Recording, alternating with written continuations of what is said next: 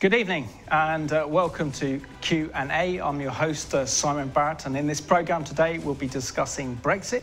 We'll be discussing what are the consequences if we don't leave on October the 31st. And I'm joined by my European expert, John Petley, who's an author and campaigner for Independent Britain. So warm welcome to the programme. Thank you, Simon. And John, can you share with us your faith, how you came to faith in the Lord Jesus Christ? I was brought up, you might say, in a very loving, kind home. My parents have very fond memories of my childhood. I was brought up as a Roman Catholic, quite interesting enough. I went to Roman Catholic primary school and I believed all that I was told, really. I was quite, I suppose, an uncritical child. I never really rebelled. The turning point really began when at the age of 13 I won a Surrey County Council sponsored scholarship to Charterhouse School, and I had to attend the chapel there, and having believed that the Roman Catholic Church was the only true church, I then found myself going to these services and thinking, well, it's not as different as I thought. And that, I think, was the beginning of the Lord loosening my strong bonds with Roman Catholicism. And when my voice broke, I've always been a very keen musician. I wanted to sing in the choir. And in my first year or so, I'd had the dispensation to go to the local Roman Catholic church in Godalming. But after a while, I thought, no, I think I'd rather stay here and sing. And again, that was another preparation in the work that God was going to do. The real turning point came when I was 16. In fact, it was on my 16th birthday. My maths teacher had a nervous breakdown. I hope it wasn't through teaching me. But anyway, we had a visiting maths teacher coming to take the class for a couple of terms who also was involved with the outdoor activities. And once a term, we had to go out and camp in the Surrey countryside. It was a rather cold night. My birthday happens to be in March, so it was a particularly cold night that night. And round the fire that we lit, this visiting maths teacher, John Simpson, his name is, a New Zealander, I'm eternally grateful to him. He was the first Christian that ever really talked about his faith to me. And after our conversation, I can remember lying in the tent thinking, I know it's a bit of a cliche, this man knows God in a way that I don't. I mean, I'd certainly regarded myself as a Christian. I'd said my prayers. Obviously, being a Roman Catholic, I didn't have that background in the Bible. But that was a very significant moment. I started going to the school Christian Union, and one friend from the Christian Union invited me during the half term of the summer term that year when I was 16 to go up to an evangelistic rally in London. And it was there, at the end of that meeting, we were invited to come forward. I have certain reservations about that type of campaign, but I will say that the Lord did something incredible in my life that time. I realised for the first time that I was a sinner. I realised I needed to put my trust in the Lord Jesus Christ. And going forward, I felt this incredible sense of joy. It was with me, it lasted 36 hours. I've never known anything like it since. And that, I believe, was the moment when I came to faith in the Lord. Although if you're brought up a Roman Catholic, there's an awful lot of baggage you need to deal with. And that actually took, I would say, until my first year of university. I mean, to give you an example of the sort of problems I had to work through, one of the choirs I sang with at school, we had to go up to London for some event which included a service at the end, a communion service. And there was I thinking, if I take communion from a non-Roman Catholic priest, is God going to strike me with a thunderbolt? That's the sort of issues I had to work through. And I left Charterhouse really with perhaps a few unanswered questions. I then had 9 months off, during which time I walked from John O'Groats to Land's End. It's something I'd always wanted to do. I remember lying in a tent and thinking, there's unfinished business here. But thankfully, I went to a very good college as far as the Christian Union was concerned. And during my first 2 terms, all the muddle, all I can say is gradually cleared. One of the people who helped me, interesting enough, I've discovered recently, is now the Bishop of Rochester, James Langstaff. I'm very grateful to him and 1 or 2 other people who answered all my many questions. So I'd say by the second term of my first year at Oxford, I think I would then say all the muddle had gone. I was very clear that I was trusting solely in the Lord Jesus Christ for salvation, that works counted for nothing, and all the Roman Catholic baggage of my childhood in God's goodness had been left behind. And John, can you share with us why you wanted to study music at the University of Oxford, and how then you changed course by getting involved and became very interested in British politics? I was introduced to music by my mother. We lived in Dorking at the time, and Dorking has a very good series of concerts in the Dorking halls, courtesy of the composer Vaughan Williams, having lived in the area. And I just loved classical music right from the age of about 9. I took violin lessons, and when I won my place at Charterhouse, the first question I asked my parents is, "Mum, please could I take piano lessons so I could understand something of harmony and how it all works?" Because I was fascinated by composition. I started composing music when I was about 14 or 15, and I then switched to the organ, which I'd regard as my main instrument. But composition was always my biggest love. And so when it came to going on to university, it was almost taken for granted at a school like Charterhouse that you would go on to university, and often to Oxford or Cambridge. So I chose to read music. It's a very academic course, but I did take an optional paper in composition. I was very busy composing during most of my time at Oxford when I wasn't fully involved with the Christian Union and various other activities like that. The problem is it's not the easiest of things to get into, and I graduated at quite a difficult time for someone who didn't want to go down the avant-garde route, very dissonant modern music that was quite in vogue in the 70s when I was at university. So I got to the end of my degree and thought, what do I do next? And I applied for a postgraduate composition course at the Royal Northern in Manchester. And I think I realised in hindsight I picked totally the wrong college, as that was one of the real centres of avant-gardism, so I didn't get a place. And really quite a complicated series of events after that. I did one thing and another. I considered teaching, realised it wasn't for me, and ended up, as a lot of graduates at that time, who didn't quite know what to do with themselves, in IT. So I worked in the computer industry for quite a number of years. I had some good experiences. I had the chance to travel. I'd never been abroad until I was 26, when I went to Sweden for the first time with my job. I went to Australia, which was very interesting as well. But although I could do the job, I thought, do I really want to be doing this all my life? It wasn't what I had planned to do as a child. I married a bit later on, the age of 40, better late than never, but I got the right girl, I'm glad to say. And I also went to Bible college. I took 2 years away from IT. I went to Moorlands. I got a diploma in applied theology, wondering if I might be being called to the ministry, but that didn't happen. I did start preaching in local churches, and indeed still do. But back I had to go to IT really through the lack of anything else to do. The turning point that got me involved in politics, again, I never thought I was going to be involved in politics at all, but I was actually preaching in a church in East Grinstead, and I was handed a leaflet by someone about the European Union and how the CIA in the 1950s had put so much money into the European movement, particularly with a view to try and persuade our country to join. The author was Ambrose Evans Pritchard. I had no idea who he was at the time. I now know a bit more about him. In fact, I've even exchanged emails with him. He was the Europe correspondent of the Daily Telegraph. Now I believe he's their senior economic writer. And I read through this and I thought, I don't like this. I hadn't really got a particularly strong view about the European Union. I thought it was a rather strange setup. In those days, of course, people went on about regulations about straight bananas and all these other strange things. But I didn't really feel particularly strongly about it, didn't feel particularly positive about it, but didn't really even know what it was. So I was handed this leaflet and I thought, goodness, I don't like the look of this at all. I don't like the sound of the whole European Union business. I need to find out more. The church where I was a member at the time had one other member who was a member of UKIP. And I thought, well, I know they are a party that's been formed to get us out of the European Union, so perhaps I ought to join UKIP. And that was really how it all started. I joined UKIP. I was active, I think, as far back as the first general election of the new millennium, 2001. And obviously was very involved in the 2004 European Parliament elections, which was when UKIP made its breakthrough with 12 MEPs. And one thing really led to another, I suppose that's the best way of putting it.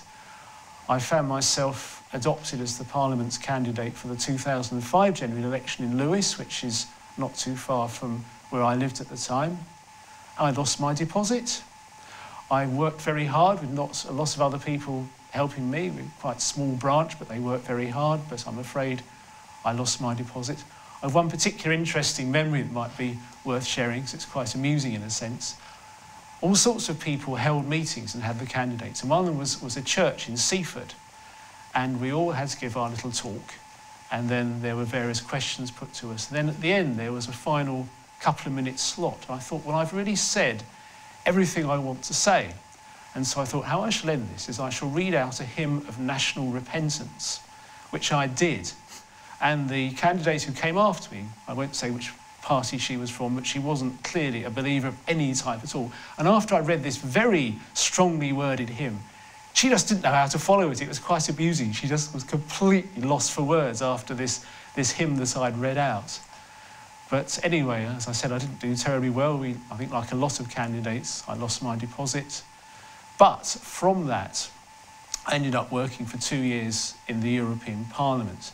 Technically, I worked for the Independence and Democracy Group, which was the group which involved UKIP and various other Eurosceptic parties, though none, as far as I know, openly espousing the cause of withdrawal.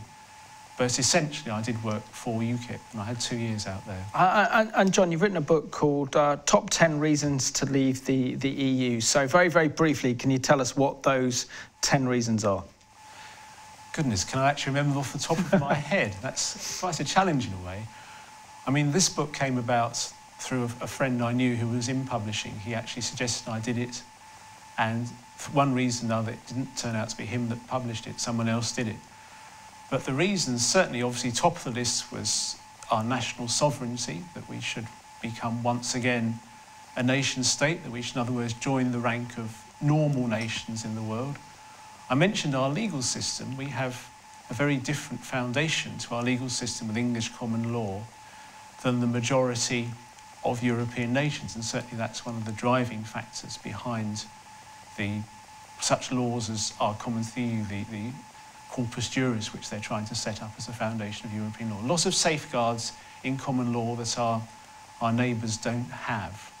Now, the European Union, as we know, was founded in the aftermath of the devastation caused by the Second World War, particularly with the Treaty of Rome in 1957. But going back to 1957, what was the original vision and plan for this European political and economic bloc? It was always to be a political project disguised as an economic project. That was the driving force behind it. I mean, I have every sympathy with the people in the 1940s and 50s who said, we don't want to go through that again. We've gone through it twice in the first half of the century. Obviously, it's caused huge devastation. And I have every sympathy with someone who says, we don't want another war. But the question is this the right way of going about it? Is this the way of solving wars? When you're actually deceiving people, you're telling them this is an economic project, whereas in fact, what you're wanting to do is slowly but steadily emasculate their national institutions and create this federal superstate. That was really my big worry. I don't think this is a good idea. And also, can you talk to us about the European Union, because the European Union has so many different institutions. You've got the European Commission, you've got the European Parliament, and many other institutions that go with it as well. Why is it so complicated to understand how the EU works, essentially? I think it's just the way it was devised. The founding, one of the most important of the founding fathers was Jean Monnet, who was a Frenchman. And he and, sadly, an English civil servant called Arthur Salter had worked together in the interwar period in the League of Nations, which was the precursor to the UN. And they were particularly frustrated by the concept of national vetoes. They found themselves saying, well, the League of Nations is pretty toothless, because if anything comes up that's controversial, one nation can say no, and that's the end of it. And so they devised this quite complicated structure where the European Commission had quite a lot of power. I mean, I think you can get into all sorts of arguments as to the relative strength of the institutions. The European Commission can propose legislation, it can't sign it off, but it has a very important role. I think in many ways it's the driving mechanism of the European Union. And of course the commissioners are not elected, they're simply appointed by the governments of the countries that send them out. It certainly is an organisation that, for all its inability to pass legislation, has a lot of power. The European Parliament is actually something that has evolved somewhat later on. I wouldn't like to put it in the same category as the Soviet parliaments in those days, where they all had to clap Stalin for 7 minutes. If they didn't, they get sent to the gulags, and they really had no effective power. They do have some power, and in fact they gained more power under the Lisbon Treaty. But it is the only body that you and I democratically vote people into representing us for. But initially it was a subset of MPs who were sent there, and then it changed to being MEPs who were totally separate from parliaments, though occasionally you did have people who were both. But it's a very complicated institution. It's not at all like our national parliament, where you have a genuine sense of debate, and across the two sides of parliament there will be a real discussion between different sides. It's a very strange setup. You have one person will stand up for one of the groups, and he will say a bit, and if he's not one of the more favoured groups, he'll only get 1 minute. Then he's cut off, and it's all translated. You've got all these interpreters up with their headphones, and everybody's listening to it in their own language. The next speaker may want to say something that's completely unrelated to what the previous speaker has said. So it's not really like a debate, but just a series of little monologues. It's a very strange setup. They do have power, and of course they have their committees, as our parliament does, where they discuss legislation, and they have certainly some ability to change and indeed to reject legislation. Those are obviously the two most spoken about institutions.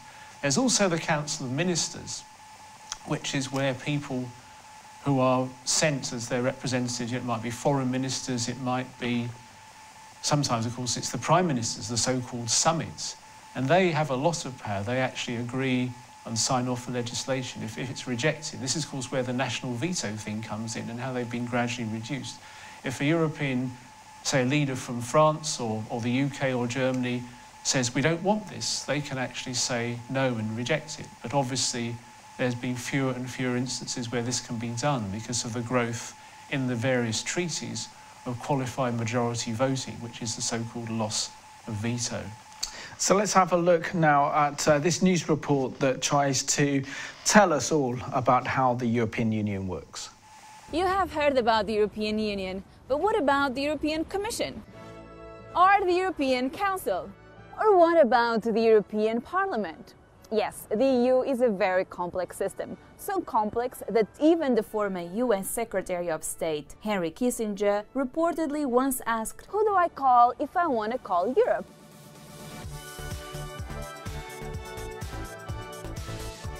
As the name suggests, the European Union is a political and economic union of 28 European countries. The genesis of the EU can be traced to the aftermath of the two world wars, which were responsible for millions of deaths and a devastated European economy.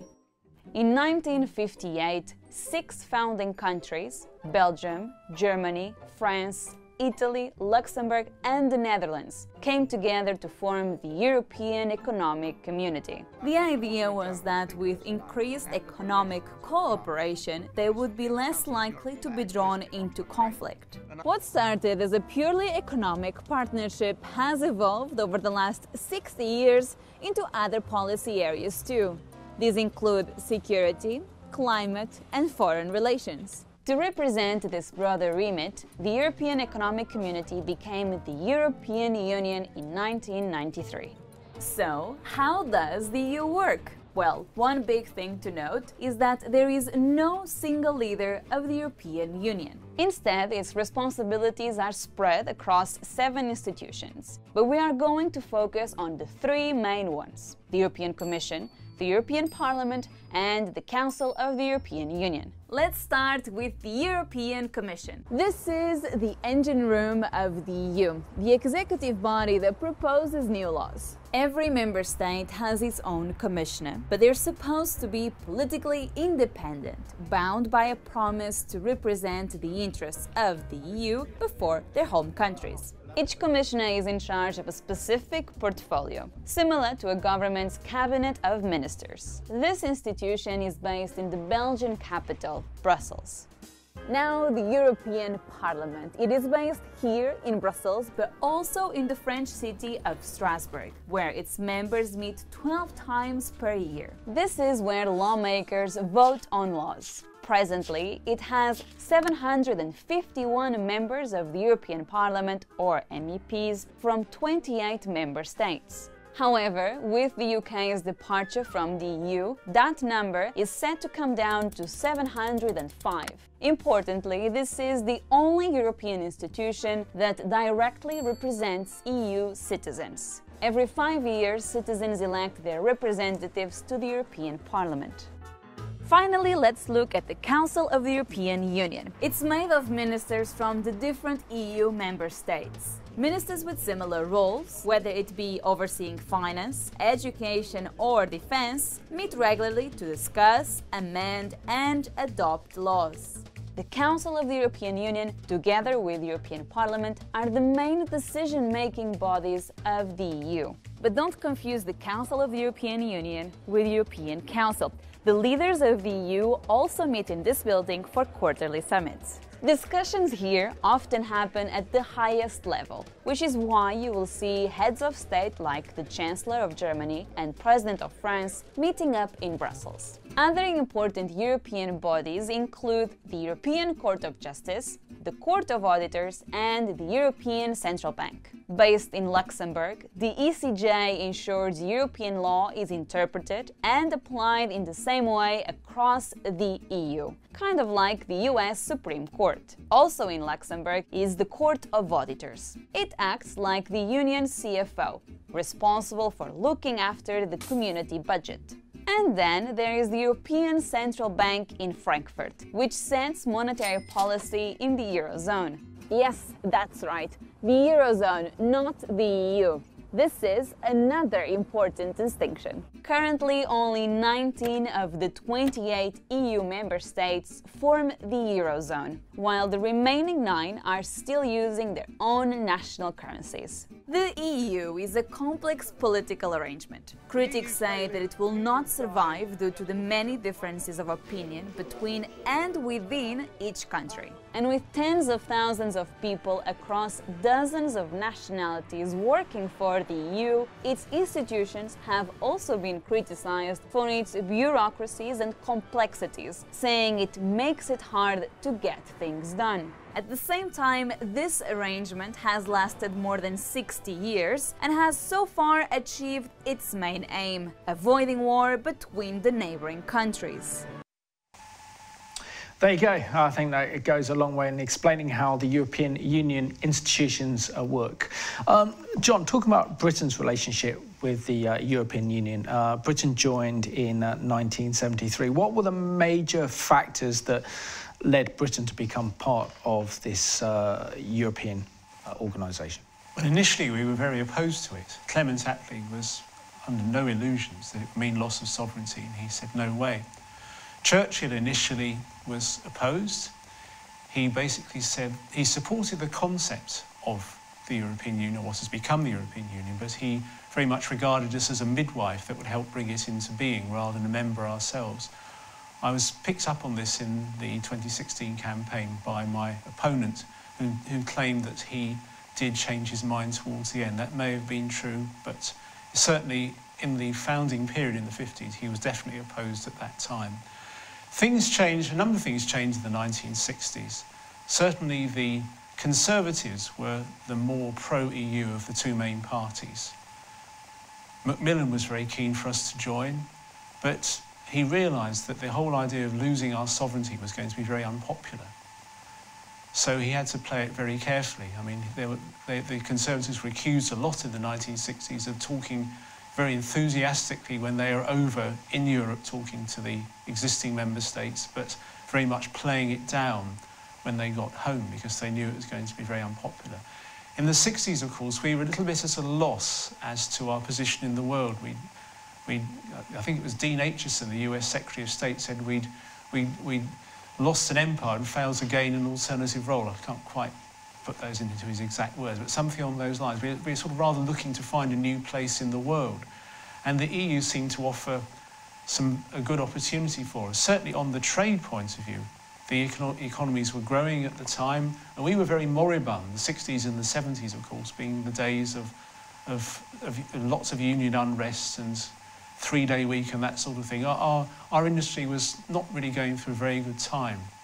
And so it was felt that it would be a good idea for us to join. And also, behind the scenes, covertly, the American CIA was putting money into the European movement, who were the main motors of getting us into the EU when we finally did in the 1970s.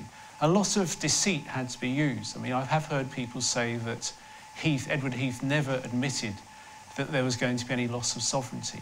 Well, he did. You can find instances where he did admit that. But when he realised what a struggle it was going to be to get us to sign up, he did very much downplay it. He certainly lied on fishing, which is quite a big emotive issue and the reason why the Norwegians stayed out. And basically, when it came to the vote, a lot of MPs never even saw our accession treaty.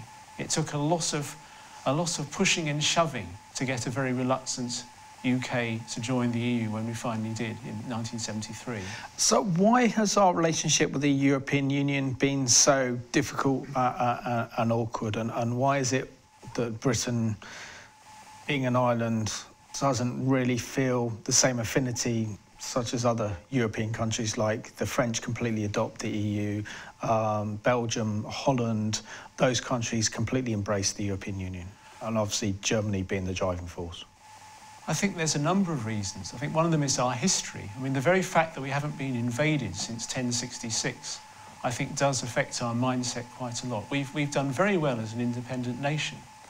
And I think that if you compare our recent history with some of the other member states, I mean, not just the Eastern European countries who were under the rule of the Soviet Union for quite a number of years. You look back on Germany, obviously with Hitler. You look at Italy and Spain, Greece. A lot of these countries had pretty unstable or unsavoury regimes, and therefore the desire to move on from that sort of system of government was quite a factor. I think another reason has been our very independent spirit, which again goes back to the whole subject of our common law and Magna Carta. I mean, you can get bogged down in all sorts of details, but I believe it's developed a mindset among the British people whereby we're very distrustful of big institutions and we very much value our freedom. We don't look up to politicians. I mean, take an obvious example where the strong man is really admired. It's somewhere like Russia. They've had a long history of being ruled by very strong people who've been quite dictatorial, even now thinking of Putin in the present time. But they seem to be quite happy to be ruled by a strong man, even though it means certain restrictions on their liberty. We've been the absolute opposite. We've been very fond of our freedom, and I believe that is a legacy of our Christian heritage. You think of Alfred the Great, one of our great kings, and how he Christianised the common law with his Liber Justitialis of 893, and again Magna Carta, and going on through the period of the Civil War, for instance. All those events have given us a very different mindset when it comes to government and freedom and this sort of thing. And I think that has always been behind the scenes. That really, I think, there's that latent Euroscepticism has been there all the time. So let's have a look now at our relationship with the European Union, which has often been very delicate, let's say. Britain is an island nation, historically wary of mainland Europe. So when the United Kingdom joined the then European Economic Community in 1973, it was immediately a divisive issue. In fact, it took just 2 years to trigger the first referendum to separate. I'm sorry, had great support for the idea of Britain in Europe. Britons voted to stay, but scepticism toward the ever more integrated European Union never went away. In the late 90s, the UK opted out of the new euro currency. 5 years later, the EU added 10 mainly Eastern European members, triggering a big jump in EU migration to the UK. Popularity of the anti-Europe UK Independence Party rose along with it. That dynamic eventually forced the hand of Prime Minister David Cameron. 6 years ago, Cameron made a speech here where he pledged to renegotiate the UK's relationship with the EU. He said he'd put that new deal to the people and they could decide to stay in the EU or leave.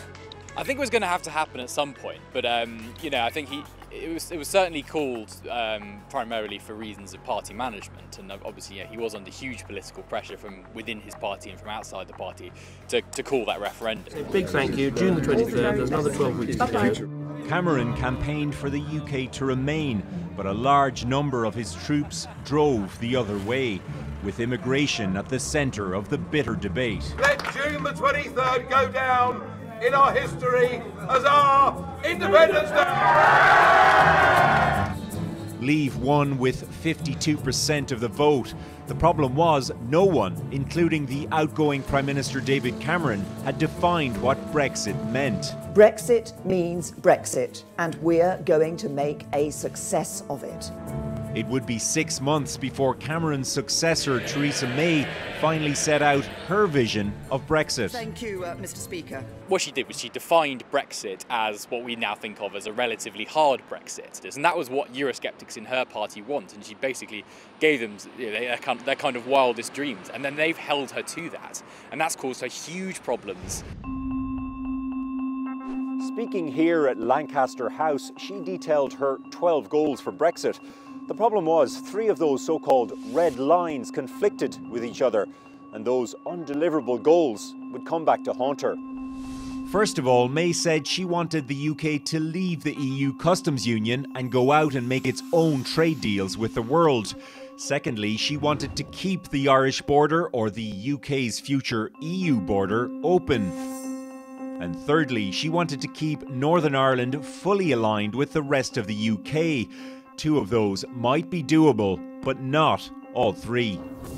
Having promised so much, May knew it would be difficult to get the support of Parliament, so she called a surprise election, taking advantage of strong polling numbers. The gamble went spectacularly wrong. As we look ahead and we wait to see what the final results will be, I know that, as I say, the country needs a period of stability. May lost her majority and had to rely on a party with its own agenda, the pro-British Democratic Unionist Party from Northern Ireland. What price for DUP support? It did really box her in, because there was this real sense that the DUP were tough negotiators and that they would be very, very happy to pull the plug on the government if the government crossed their red lines on the union. On the other side, Europe had 2 non-negotiable goals: keep the Irish border open to maintain peace in Northern Ireland and protect the integrity of the EU customs zone. Last November, after much deliberation and amid cabinet resignations, Theresa May signed the divorce deal with the EU. It contained the so-called backstop clause, which meant that all of the UK or just Northern Ireland might have to stay inside the EU customs zone just to keep that border open. Division! The deal needed MPs' approval, but they repeatedly rejected it for a variety of reasons. The noes to the left, 432. The EU told May, tough, you've signed it, there is no other deal. A perfect storm of circumstance that set up these interminable months of division. Redmond Shannon, Global News, London.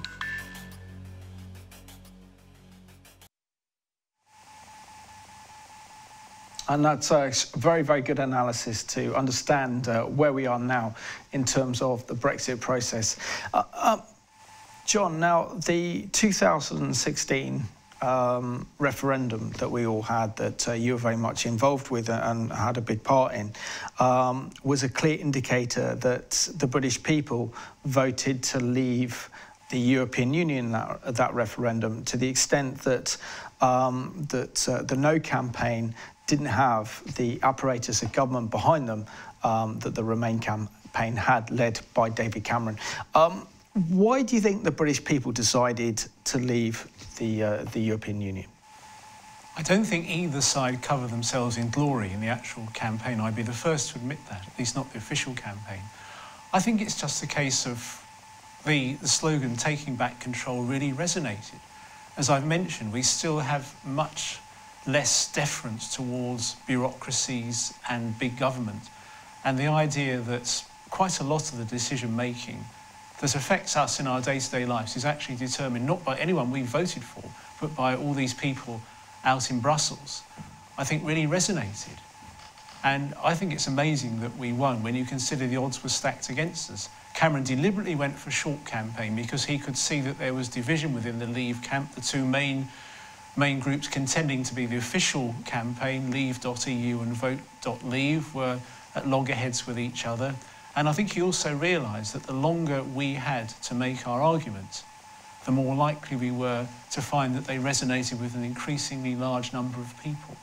I don't think, to be honest, the rather controversial £350 million slogan on the bus made a lot of difference. I think the main thing was a desire to take back control. Immigration, I believe, was also a factor. When the Eastern European countries joined us in 2004, Tony Blair took this finding by a German think tank that actually worked its logic out on the basis of how far the various countries were from Eastern Europe, that assumed that 15,000 Poles would come to us. Well, that number was exceeded several times over in the first year. That clearly has annoyed people for a number of reasons. In certain sectors, it's depressed wages. There's also been the sense of change where you've got large numbers of these people saying, you know, well, in places like Boston in East Anglia, well, my town just doesn't feel the same place now. There's so many of them. And that, I think, unquestionably was another big factor. But I would say the number one was this taking back control, this desire that people who are responsible to us, who we can actually kick out of office if we don't like them, will be ultimately the people that run the country, rather than these people over there, as they would put it, in Brussels. And how did the result of the referendum back in June of 2016 send a seismic shock through the European Union, to the extent that every time there's been major legislation, whether it's the European Constitution or the Treaty of Lisbon or the Maastricht Treaty, where the French or the Danish or the Irish have actually voted on that and said this has gone too far, they've always pushed and had another referendum to get the results that they want. How much did this at the time shock the European Commission and its institutions? Well, they weren't expecting it. I mean, that's the answer. I mean, I remember the opinion polls of the very morning that we went out to vote had remained giving a 10% lead. And Cameron basically, rather, I think, had a job to convince the European leaders that it was a good idea to do this. But he was convinced he would win. He basically wanted to put the EU issue to bed for the next 20 years, because obviously he knew how divisive it had been in his own party. He wasn't expecting to lose. In fact, I think some of the people on the Leave side, I can think of the contrast between some people who I know who work for the Freedom Association. There's a picture of them running down Downing Street with a Union Jack flag, absolutely full of joy on their faces.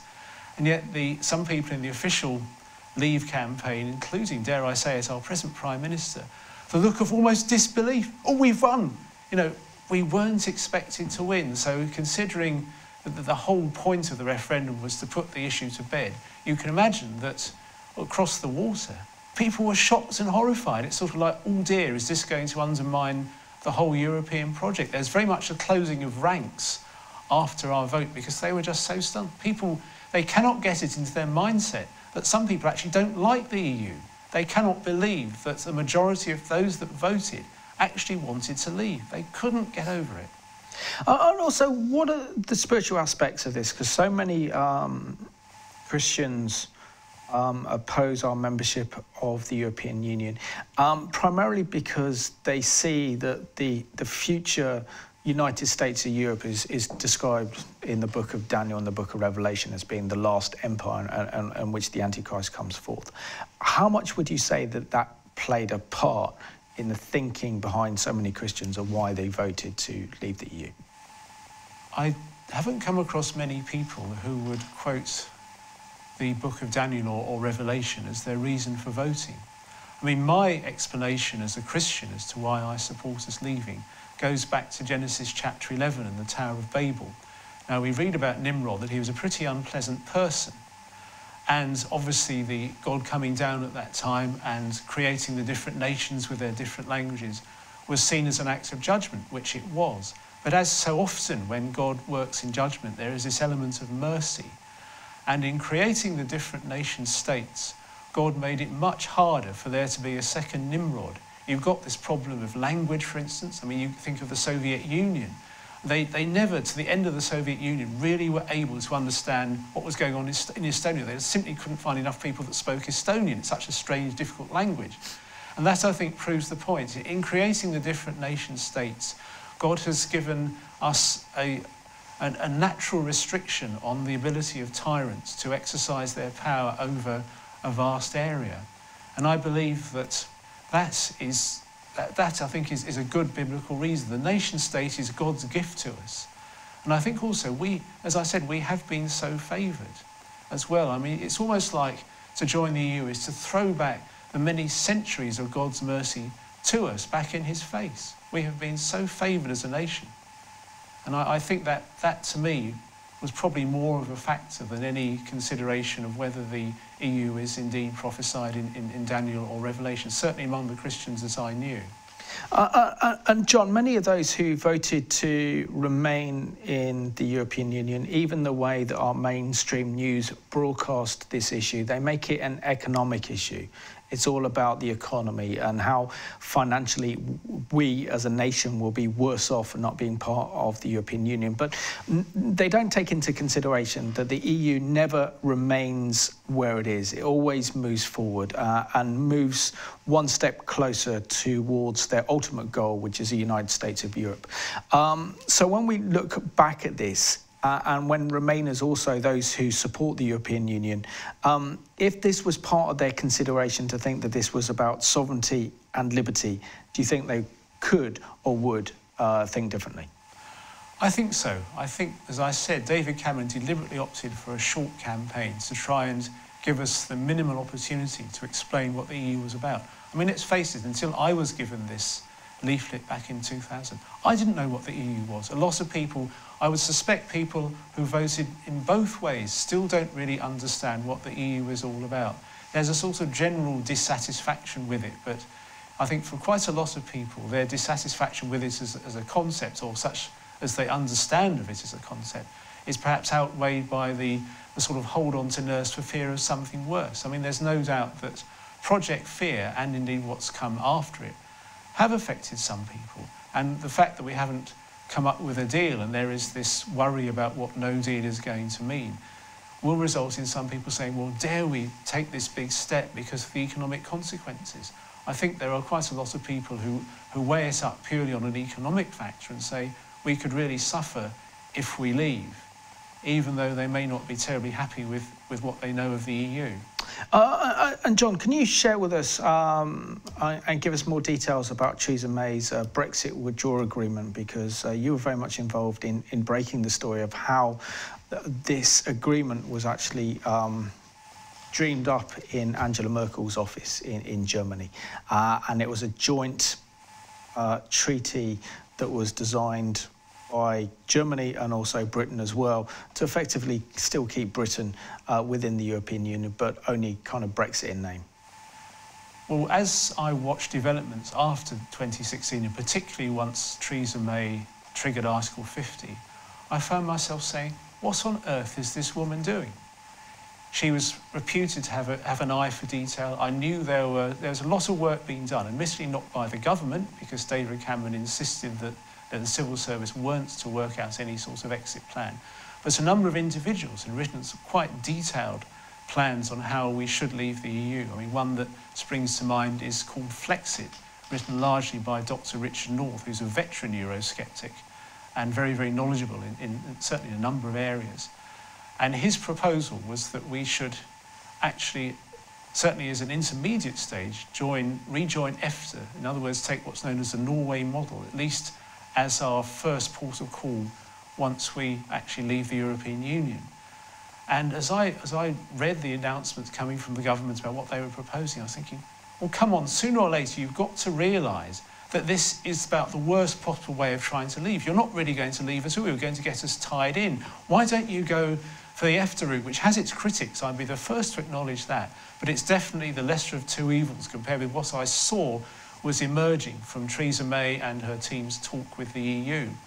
So I was a bit baffled as to why she was pursuing this extremely bad option and expecting that sooner or later common sense would dawn and she would pivot over to something else.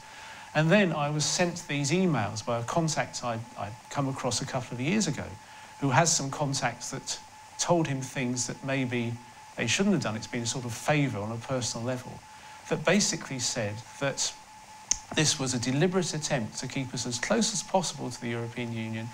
The real key players, besides Theresa May, had actually been, well, actually one other key player, Angela Merkel, and that Theresa May basically wanted deliberately to have a BRINO, a Brexit in name only, that kept us as close as we could to the European Union. Her plan was to basically try and take on the Eurosceptics in her own party, and that essentially what we would end up with something that would pave the way to us rejoining the EU in a few years' time.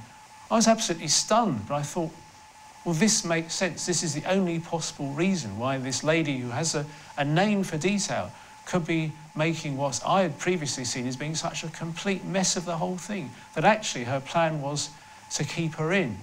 Now, of course, when I was given these emails and the details that, you know, of the circumstances, you know, that led up to all this, and how there'd been all this toing and froing in the background, and basically everything that was finally put into the withdrawal agreement had been very much the work of Angela Merkel and the Germans. I mean, the big problem was actually getting the source documents, and I'm afraid my contact was very good. He supplied me with a lot of good background information, but his contacts, that was just one step too much for them. They simply could not get the damning documents. It would be more than their life was worth to do that. So, of course, I had the problem that I had this information, I believed it. I've since got to know my contact very well. I trust him implicitly, and several other things he leaked to me did turn out to be accurate. For instance, he said to me, oh, in 4 days' time there's going to be a significant announcement, and that was followed by, I forget which speech it was a major speech on Brexit by Theresa May. He said the withdrawal agreement's going to be ready in late November, and in fact it was slightly out by a few months. It was actually December, but you know, only by a matter of days. So I do trust the source, but the fact that he could not give me this primary document meant that I couldn't go to the mainstream media, which otherwise I would have done. Otherwise I'd have wanted it splashed all over the place, because I thought this basically is a stitch-up. This is basically trying to loop us back into the EU. But I still believe very much that that was the case because of the amount of circumstantial evidence. I've already mentioned how it just seems like the worst option. There's so many better options that have been deliberately pushed to one side. I can mention fishing. We've got a strong hand. We have one of the best fishing grounds in Europe, or in fact anywhere in the world, to be honest, the waters off our coasts. You know, and we could have made fishing a real success story. It's also a very powerful weapon. Greenland, which has a population probably about the size of Guildford, when the EU started playing hardball with them, they said, right, all your fishing boats will go out of our waters the day we leave. That's the only other country ever to have left the EEC as it then was. And the EU immediately backtracked and they got quite a good deal. We could have been a leader in fishing, but instead we just threw it away. We basically agreed to a continuation of the common fisheries policy and the ongoing destruction of our coastal communities. And the biggest worry of all, because it's happened really since 2016, has been the military integration, which I'm very concerned about, to be honest. When we were an EU member state and the EU deliberately started setting up its independent military capacity, almost as a rival to NATO, we said, no, we don't want to be part of this. We don't think this is something the EU should get involved in. Our military cooperation should be entirely under the auspices of NATO. Now, since 2016, since the referendum, that's the important thing, there have been 5 agreements signed by the British government with the EU in terms of military integration. Now, why? The argument was, well, we don't want to be difficult. We're going to leave anyway. Well, if we leave without a deal, then in actual fact, that's fair enough, because the treaties no longer apply. All the military integration agreements we sign have for their authorities the EU treaties. The treaties no longer apply to us. Bang, we are set free in a moment. But certainly the political declaration more or less commits us quite explicitly to being an ongoing part of military EU, and there's references to it in the withdrawal agreement. Which is very disturbing. John, we're down to the last 4 minutes of the programme. I have two very important questions I need to ask you before we wrap up. The first one is, why are we seeing such opposition within Parliament to us leaving on the 31st of October, to the extent that we're even possibly now talking about having Jeremy Corbyn as a caretaker Prime Minister to ensure that we get another Brexit extension? We are seeing absolute chaos in our Parliament over this issue. Why is there so much opposition to Britain leaving the EU? I think there are a few genuine concerns on the economic front, because no deal is not going to be a walk in the park. I wouldn't be one of those that say that. There will be difficulties for certain people. And some people, I think, have a genuine, purely economic concern about the impact of a no-deal Brexit. But I think hiding behind those are people who've never wanted us to leave. They simply are so committed, basically, to subcontracting most of their work out to Brussels, in spite of being paid nearly £80,000 a year plus expenses. They are ideological Remainers who've never really been reconciled to the vote. They don't like, really, the whole concept of democracy. They basically believe that a certain mindset which they represent should dominate the way our country is run. The fact that the people have stood up to them is something that they've never fully got to grips with. And they know it goes beyond Brexit. If we manage to leave, it's going to be the beginning, I believe, of quite a revolution in the way that we are governed. And this dominant mindset, I think Blairism is perhaps one word I would use that sums it up more than any other, that it's not confined to the Blairites and Labour Party. There are Conservatives, there are Liberal Democrats who have this same mindset. It has been challenged by Brexit as it never has been before, and they don't like it. And finally, John, how should our Christian viewers respond in prayer and also in action? Because what is at stake on October the 31st is our democracy and our liberty. I fully recognise that some of your viewers may not have voted for Brexit and may not even support us leaving. But I think they should recognise that this was the democratic will of the people. I believe it was God's providence. I believe that the fact that we voted to leave against all the odds is something that the Lord has graciously done for us, even though as a nation we don't deserve it. I believe we should pray that the result is honoured. But I believe too that we should pray for reconciliation. Because of the mess that Theresa May has made, I believe quite deliberately, we've ended up with a very polarised nation. I think it's very sad. I mean, during the debate, I actually found some Remainers I got on with quite well. And I found it quite sad to be having to argue against them. But the fact that we haven't had a smooth 3 years since we voted has led to a very polarised nation. I believe on the one hand, it's a great chance Brexit could be a catalyst for renewal, but we do have to address the fact that it's torn families apart. As Christians, we should seek to be those that bring reconciliation. We should have our viewpoints. I think at the same time, we should pray that once we get out, and I believe by God's goodness we will. It may not be the 31st. I don't think anyone knows what's going to happen in the next month. I believe we'll get there sooner or later. So I believe as Christians we should be those that are taking the lead in seeking to bring our country back together again.